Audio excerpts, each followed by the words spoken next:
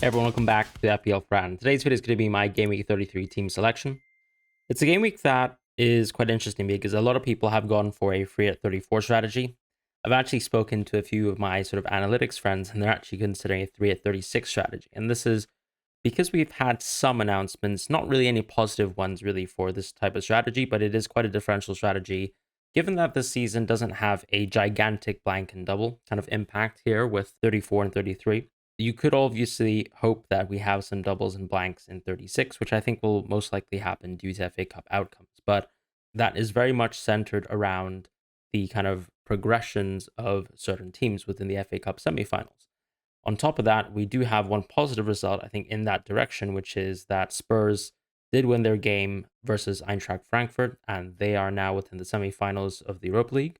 So what that means is a positive in that Aston Villa game will have to be rescheduled, but it cannot be rescheduled into game week 37. So if it gets rescheduled, it moves into game week 36 midweek, but that's only if Aston Villa do qualify towards the FA Cup finals. And that semi-final game is between Aston Villa and Crystal Palace at Crystal Palace Stadium at Selhurst Park. So I think the big kind of issue is where do you see yourself in terms of where that Aston Villa fixture falls and how your team responds to that. Right now, as I've mentioned within my previous videos, I did want to move towards a free at 33 strategy, not because I particularly think that, ignoring Arsenal, Aston Villa, or City is extremely smart, but because I think it is a differential route towards the end of the season. We have some other updates, like let's say Haaland coming back, that can be quite impactful.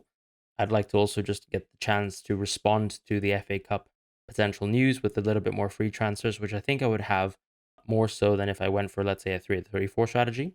And then on top of that, I think just slight uncertainty around how often this Arsenal team is going to rotate within the league, given that they're now very deep into the Champions League. And then comparing to, let's say, some of the other teams that you invest into, like Aston Villa, where I would say maybe some of their unique single game week fixtures aren't amazing, or that their players outside of Rodgers have perfect minutes going forwards that I would really want to keep. Konsa, for example, is really, really good, but it's very hard to sort of justify that Konsa is someone who is central to any sort of chip strategy. So those are kind of my thoughts right now. And as I said, I have committed to 3 at 33. Part of that was also moving towards Estupinian, which gives me another player in Game Week 34. I now have respectively 9 players who play in 3 at 34. Well, 3 at 34 for most. It's really just going to be a blank game week for myself where I plan to play through it. I will have 2 free transfers heading out of game week 33 after I use this free hit. And therefore, of course, this is an opportunity for me to actually attack 34, hopefully with Clivert back. And that's really it, right? 2 free transfers in 34 as per my transfer plans recently, where I would be moving someone like Sar or Eze into Mbumo, and then moving Saliba into another player like maybe an Ait Nuri, who has a really good game on Game Week 34, notably Leicester at home. He also has a chance to play versus Crystal Palace in the FA Cup finals. So I'm a little bit invested, I suppose, potentially into a Crystal Palace making it to the FA Cup finals result, but I think it can still be quite flexible, right? With the amount of free transfers we have heading towards 37. And if I'm almost preemptively set up for 36, I probably won't attack 36 too hard, and I'll try to balance it out by making transfers for 37 and onwards. And that will be the end of the season. So right now, I had a pretty good game week with the bench boost. The bench boost itself was absolutely horrific. I did choose to actually keep Clivert on the bench boost, mostly because I really struggled with the idea of actually bringing in Mbumo. Mbumo is someone who has really good fixtures to end the season, and I think he fits in really well with both the 3 at 33 and 34 strategy, just because Brentford have really, really good fixtures. My issue with going Mbumo, though, is that I was sort of pitting him against Saliba, and on top of that, I was also just not going to expect too much from Mbumo from that sort of quality of game Arsenal way. On top of that, too, Semenyo was probably the only pick that was a realistic replacement towards Clivert. However, Semenyo had that sort of 10 yellow card potential suspension hanging over him. Didn't really want to put myself in a further pickle where I might even have to use the free transfer in 34 to get rid of the free transfer used on Semenyo in Gaming 32. On top of that, I think I just have to simply say, I do think or at least I feel like I've been dumbfounded by Irola's responses. I think going from fatigue to muscle overload, which both seem fairly innocuous, but then actually finding out that Clivert's not been able to play for 3 weeks straight of competitive football is quite shocking. And I do think that Despite Bournemouth journalists trying to get information from Irola, we just haven't really gotten the quality of information we want. And maybe that's a learning point going forwards, right? We know that there are some managers in the league that we can't really trust. I'm not saying Irola is one of them necessarily, but this has been a very strange situation in terms of how he's diagnosed this Clivert injury. And that's a lesson learned for me, I think, going forwards, right? Wildcarding into a player that still has a small amount of doubt. I don't think this was the same amount of doubt as someone like Anthony Gordon, where we had absolutely no certainty on him coming back. With Irola, we were sort of getting a feeling on Game Week 30 on the wild card, right? 3 weeks ago, that he could have played a few minutes, maybe potentially on the weekend in Game Week 30. But since then, we haven't even seen Clivert in the squad. So I do think that I've unfortunately put myself in a pretty tough situation, and the bench boost went poorly because of that. But it really went poorly because the outcomes were quite poor for the likes of Saliba, Nico Williams as well, losing his clean sheet in the last minute. And then Henderson, obviously, I think a lot of people shared a similar amount of pain owning Munoz. I didn't own Munoz, but I did own Henderson. It's nice to have a small swing, I suppose, in that sort of direction. Eze and Sar were nicer than Mateta, but for the most part, Crystal Palace was extremely unflattering for the double game week. That happens from time to time. I think we've invested into double game week players before.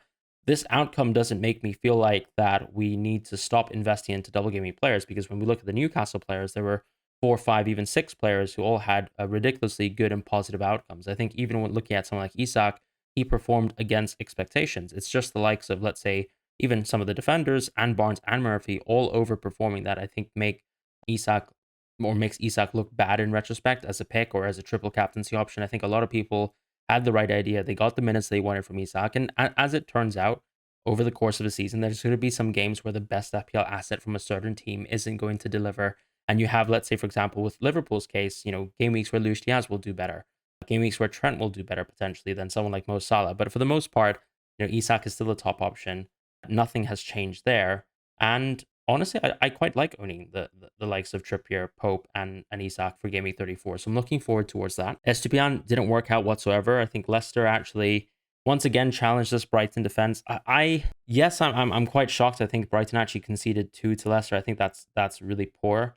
This Leicester team have been super unflattering as of late, and even though Brighton had to play with players like Dunk, I just wasn't expecting something like that. We also had plenty of sort of offensive chances for this Brighton team, so it was nice to be invested at least in a somewhat attacker in Estupiñán. He clearly is not so attacking as he was under De Zerbi. With João Pedro, of course, he had 2 penalties, but actually was also involved in a lot of open play chances. So a really good kind of swing back in my direction in terms of, if you guys remember, me complaining probably about Evan Nilsson and João Pedro. So that's been nice. At 99 points overall, that shoots us to around 146,000 in the world after some of the kind of most recent bonus changes that I wasn't really aware of. Salah's still in the team. Palmer's still in the team. I'd like to probably touch on him because I am on a free at 33 trajectory, and a lot of people are going to sell Palmer for Saka, and I completely understand why they're doing that. I think Saka is someone I'm going to own on the free hit, right? As you guys expect, and we'll wait for this draft. But in terms of Palmer, yes, he's looked poor. I've even watched some of the European games, and I mean, Cucurella still is the only shining beacon I think for this Chelsea team. They've looked really, really poor as of late, and it's a big surprise because they are chasing for a Champions League spot, right? They're chasing for top 5, and the performances both in Europe and Premier League are not reflective of a team I think that we think can chase top 5, but they're close and they're still around those kind of spots, and that's a positive, I think, when it comes to, let's say, Palmer's minutes. But the performances are poor. Some of the baselines are dipping a little bit, and I think that's a bigger concern for me.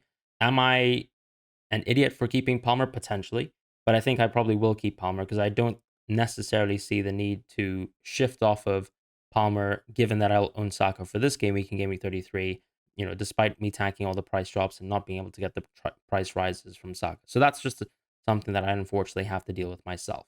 Clivert, I think, is wonderful for Game Week 34 beyond, and hopefully he will get the double in Game Week 36. I think that should be a positive outcome for me. And Nico Williams has a good game in Game Week 36 regardless. Nothing really to do here when it comes to the free at 33 strategy. With, let's say, someone like Estupiñán, going back to the point there, he plays on 34. He probably plays on 37, right, for this team that I have right now. As I said, I am considering something like Saliba to Aït-Nouri on Game Week 34, so that is something I need to kind of consider because maybe I'm overinvested into Crystal Palace and City and Bournemouth, and that probably leads, and Wolves as well, right, as a result of this. But that might mean that I'm overinvested into the potential blank in the future in Gaming 37 when that happens, and all those players will blank, and maybe I'll put myself in a bad position. So something to consider, but hopefully we get provisional announcements. And honestly, I think, well, I am pretty much wishing that I get this kind of Crystal Palace and Man City FA Cup final, and hopefully that's something that my team can achieve right now in FPL. So outside of that, we had a pretty good game week overall, as I said. I'm pretty happy with all things considered. Going forwards, I think I've got 2 free transfers to really manage what I can do in Gaming 34. It's probably just going to be an Mbumo transfer, as I mentioned. So let's just jump into the free hit in Gaming 33. And I think to jump into the free hit in Gaming 33, it's helpful to use 11FI's information. Arsenal have really, really high clean sheet odds overall, which means that I think for a free hit strategy, it feels so good intuitively to go Saka and Marino, because Marino is playing really well and he's played and adapted to that striker forward role quite well. But I think the concern with Marino is, with Jorginho seemingly out and injured, you probably have chances for him to actually play within the center mid position for one of the games. And I do think that actually when you look at the Arsenal fixtures and how they lie, it makes a little bit more sense for Arsenal to actually rotate versus Ipswich away, and then to actually have Arsenal versus Crystal Palace be effectively a dress rehearsal for that first match versus PSG. It's a home match. It's versus another team that's probably a little bit more on the front foot when they try to be. And at the same time, you have basically a week of rest between, let's say, Arsenal Crystal Palace and Arsenal PSG. It's effectively 6 days rest, right? So I think that's a huge positive in terms of where you think the minutes are. But then that also is a bit of a dent towards players like Marino potentially, maybe someone like Martinelli, who are players that I think will definitely start versus Crystal Palace, and even Saka included. And if they have players like Trossard and Ranieri starting versus Ipswich, that's clearly going to dent the appeal of some of the other attackers. Whereas I think Gabriel being out still means that Kiwior is just going to play for the rest of the season, even though Calafiori can clearly come in and play left center back. I just think that the pairing of Kiwior and Saliba has worked out really well so far. Why put a dent into that? And ultimately, when you look at the minutes for Arsenal going year on year on year, it's very clear that the center backs get the least amount of rest, probably because they're taxed the least when it comes to how much they're putting into the field. We have a bit more depth now that allows for Timber to rotate probably a bit more with White when it comes to sort of FA Cup games, or UCL games in this instance for an Arsenal. And when it comes to the left back position, I expect that Calafiori is probably going to take some more minutes from Miles Lewis-Skelly instead. So that's kind of how I see things right now. So I think Kiwior makes a lot of sense, or Raya even, as a pairing to Saliba. A lot of the traditional players, I think, will actually just own a double up of Arsenal as it stands. So it doesn't feel so good on the free hit to have a differential here within, let's say, Kiwior over Raya, but I still know that most people will own Raya over Kiwior. And barring a penalty save, which clearly can happen, right? We just saw Pope save a penalty, although Raya's penalty saving skills a bit more dubious, but maybe it depends on a taker like Eze and whether you have a quality penalty like that. But the point is, I think Kiwior is still a nice differential for this week. I think his effective value really is guaranteed, whereas with someone like Marino, it could be dented, as I said, with the appeal. Same with Martinelli, just given that the better fixture is unfortunately the one where I think Arsenal will rotate the most or have the most sort of minutes variance. Now, outside of, let's say, Arsenal, if I shift gears towards City, I think they actually have really high clean sheet odds as well, but equally some really good attacking numbers. And as we know from City this season, their defense just hasn't really been good enough. There's been many games where they've lost clean sheets, even to some of the worst teams in the league, some of the worst offenses of the league. I think Guardiola still makes a lot of sense, because with Akanji back in training, I think there's probably some doubt towards Diaz's minutes within the medium to long term. I think Guardiola's minutes are quite safe, although Nico Riley clearly has asserted himself quite clearly within that left back position. One of my concerns, I suppose, now is KDB. We've also found out that Foden is back in training, and whilst KDB has looked exceptional the last game, and not necessarily the Man United game, he is still someone who I think is worth probably punting. We might get a Man City leak as well, and I think that's something that I think is worth pointing out, that is a small benefit towards this 3 at 33, where on the deadline we have the Brentford Brighton, the Crystal Palace Bournemouth, and the Everton Man City games, and the West Ham and Southampton games, although not so relevant for myself. But those 3 games are lined up at the same time on the deadline, and hopefully we will get Man City leaks for this Everton match. So I'm hoping that we actually get a Man City leak, and hopefully that confirms something like a KDB start. That would very much throw me into going for picks like KDB. And if we get any sort of additional news, we can also react to that on the deadline as well. Whereas I think Foden's, for example, someone who's very much a transfer for a lot of people. Same with Savinho potentially, because I think these are 2 players who might not really be featuring, I suppose, in the most preferred Pep system so far, or due to injury in Foden's case. So things to think about. As far as, let's say, a team like maybe Villa, Rodgers' minutes feel really secure to me. Rashford and Watkins still feels like a duel between each other. And yes, of course, the Aston Villa match is going to be sandwiched between that FA Cup semi-final. And I think that's relevant for Crystal Palace as well and Man City. So if you want to make the argument that there are some players who need to be rotated, yes, sure, that's absolutely the case. But I think Rodgers feels a bit impervious to rotation. Someone like Rashford, for example, has just been playing really well. Watkins hasn't really played well within the limited minutes he's played within, although he did score versus Southampton.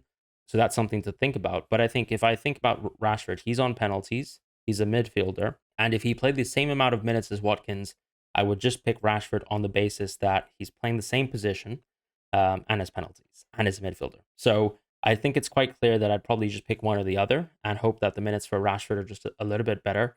When I look at the last 5 to 6 games, both the league and UCL for Rashford and Watkins, I think it's a pretty stark comparison to see where Watkins is right now in terms of, I think, squad preference. And yes, of course, I think Rashford, very slim chance of playing left wing at times.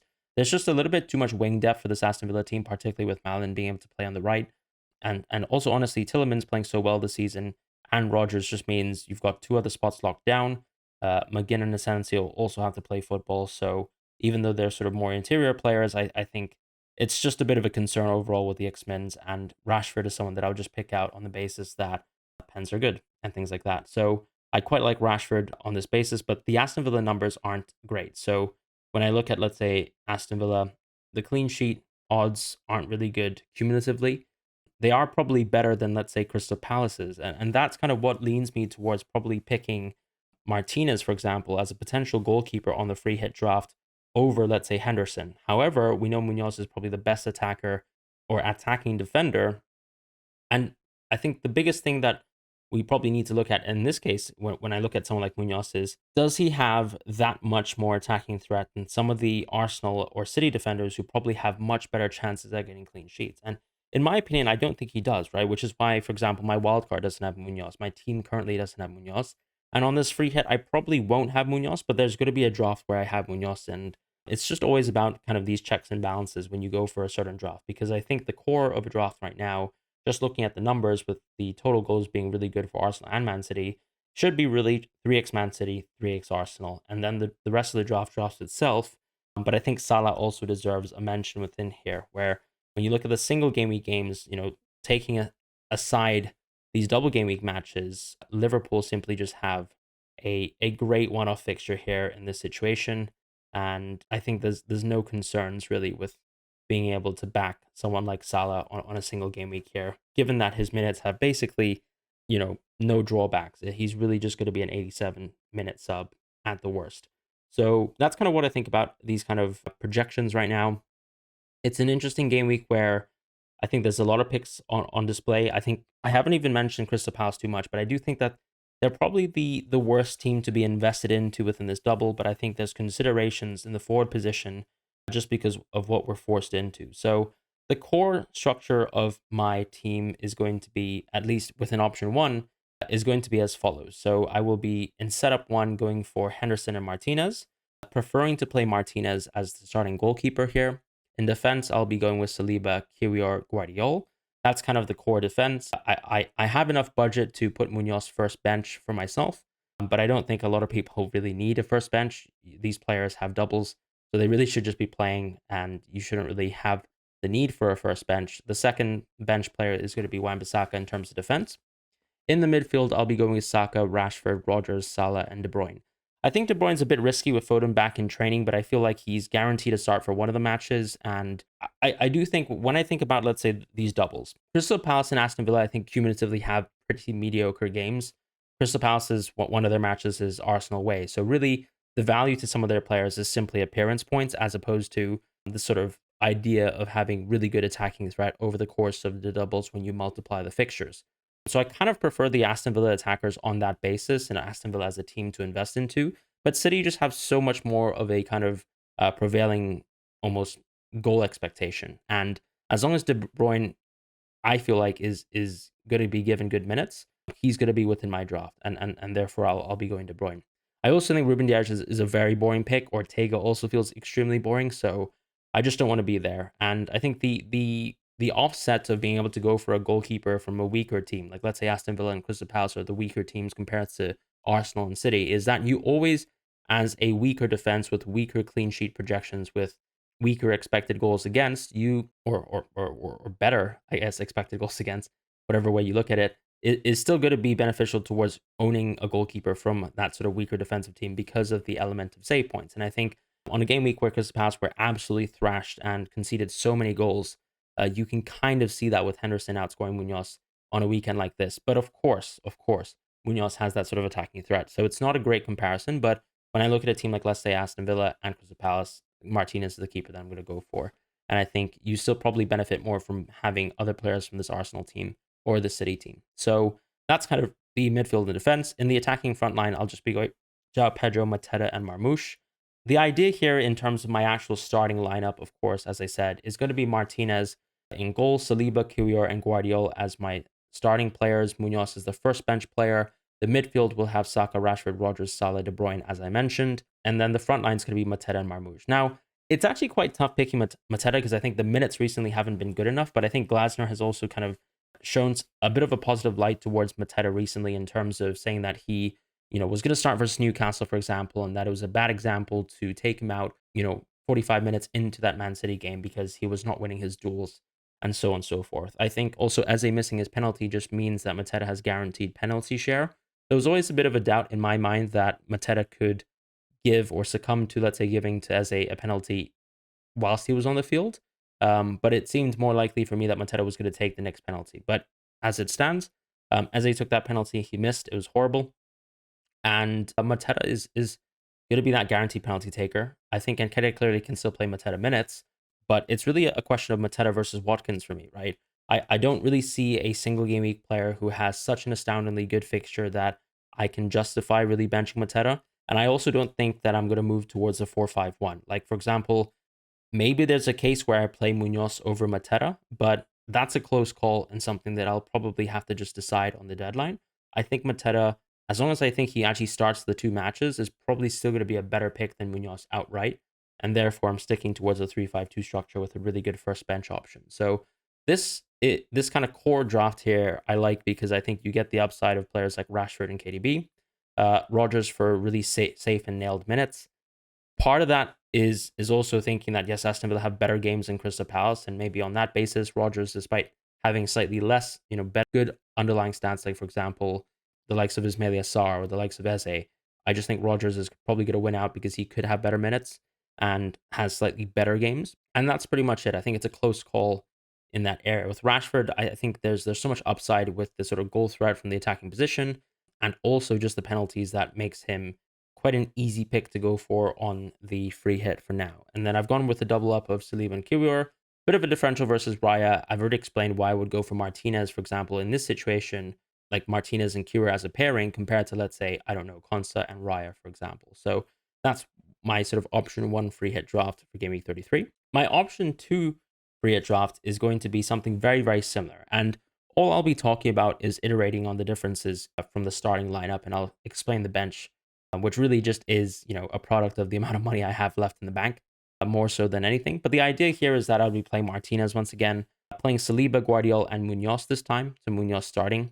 And then in the midfield, I'll be going Saka, Rashford, Marino, Salah, De Bruyne, and then Mateta, Marmoush in the front line. So this is a situation where I think Marino probably is one of the picks that I do think has the highest chance within this Arsenal team to actually start two games and actually play really good minutes within two games. I did already mention that there's a small concern that he'll play center mid versus Ipswich, which is not great, right? Because with Jorginho out, it's probably likely that you can see Rice potentially play a bit deeper within certain matches. Maybe not. It just depends on, let's say, recently we've also seen Odegaard gets rests on some matches more so than Marino. So something to look into there. But I think Marino still is, as someone playing within a center forward position, someone who is expected to do well and has actually done quite well within the center forward position. Some of the numbers are also not so good when it comes to being a center forward because unfortunately he was playing with the likes of Trossard and Nwaneri. Whereas now, I think within the small sample size of the matches where he's been actually backed up by the likes of Saka and Martinelli and a fully functioning Arsenal team with him playing center forward, I think he's played quite well, as he's shown, for example, within the two games versus Real Madrid. We also haven't really gotten many other games since Arsenal have been rotating so much to see Marino with that full strength Arsenal team. And I think he will benefit from that as a center forward and probably should be someone who plays the two matches. So this is kind of a little bit more of an X-Men's riskier drop because I do think Marino will have slightly more precarious minutes and positionally will have sort of precarious, I guess, minutes baselines associated with him. But I do really like him a lot. I think it takes away from the guarantee of Kiwior, but then also taking away from the guarantee of Kiwior and replacing it with Munoz, I think makes a lot of sense. He's still an extremely attacking player, still a very good player, and it's a draft concept that I quite like in defense, or rather within the bench. The idea is just to go with João Pedro first bench, then Wan-Bissaka second bench, hopefully not having to use Agüero versus Man United away as my third bench option. But that's kind of the free hit draft concept here. Now, the last thing I'd like to mention after sort of going through my options 1 and 2 is I think I like option 1 the most because it probably gives me the most guarantees. There's also a lot of upside within the midfield to probably disappoint me, I think, in terms of minutes, but also conversely to do really well within minutes and hopefully also get some good outcomes in terms of these double game weeks and maximizing fixtures. Captaincy, I think, is a very interesting subject this week because when I look at the effective ownerships of certain players for this game week, one thing that kind of concerns me is Saka's ownership is actually very, very high. And I think a lot of people are continually moving towards Saka, although I've seen a little bit of pessimism towards his minutes recently, and maybe that's going to slow down the kind of amount of Saka-based sales. Based on last week, Saka's ownership within the top 10K was down 53.96%. Now, Marmoush is someone who is owned by effectively the entire field of the game. He is someone who is owned right now at 87.48%. And I think a lot of people have been comfortable with the idea of captaining Marmoush.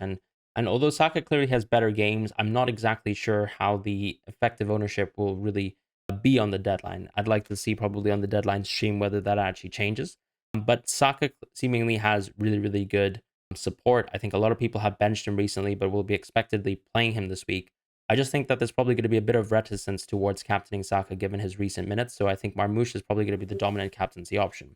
I think we have an option, we have an idea here to simply go for the Marmoush captaincy because I think he gives you the most guaranteed minutes. Yes, of course, theoretically, someone who plays, let's say, 150 minutes in Saka's situation with these fixtures is going to be better than Marmoush once again because he's a penalty taker, 100% guaranteed compared to, let's say, Marmoush, where I still think he's a 100% penalty taker, but maybe Gundo can take, right? That's a possibility, although small. In Saka's case too, you also have a huge positive where he is, likely to get clean sheets. He is a set piece taker as well. So all these kind of things do go towards Saka's way in terms of fixtures, but I do think the minutes are within doubt. I'm probably leaning towards a Marmoush captaincy, but I kind of like, if I think that, let's say, Saka's probably going to be the lesser owned option, maybe I try to punt within the minutes and actually captain Saka here. But it's something that I'm still considering. I don't think there's any other real captaincy options. Unless you're absolutely sure, let's say KDB is going to start 2 games. I think he's up there. Marino as well, right, with the center forward tax. Or not even tax, I suppose it's a surplus. But these kind of things are worth considering. I myself, as I said, will probably be on Marmoush, but I can totally see myself going towards Saka for the deadline. That's really it for my favorite video. Let me know what you guys think in terms about options 1 and 2. Have I missed a lot of key players? I think ultimately a lot of these drafts do miss out key players. I think I've spent a lot of time thinking about the midfielders. The forward position feels really, really thin for this free hit, but at the same time, I think you still guarantee yourself some really good effective value. When it comes to defense, it's an interesting situation where I think a lot of people don't like intuitively the idea of going towards double Arsenal defense within the free hit, but I think they're just such good value. And of course, I don't have Munoz, which I think in option 1 a lot of people will be upset about as a starter, but I also sometimes value clean sheets a lot and the value that comes from it because as you can see within a bad game week that Crystal Palace can have, sometimes Munoz's attacking threat won't be reflected. And hopefully, we're going to get something from Guardiola soon enough when it comes to his own attacking threat. So that's it for the video. Thank you guys so much for watching. I hope you guys have a wonderful week ahead. I'll see you guys soon. Hopefully, we'll be back with my usual recording setup next week. This holiday I've enjoyed very much, but it's also coming to an end. And looking forward to coming back to sort of responding to YouTube comments and all that stuff. But otherwise, take care and goodbye.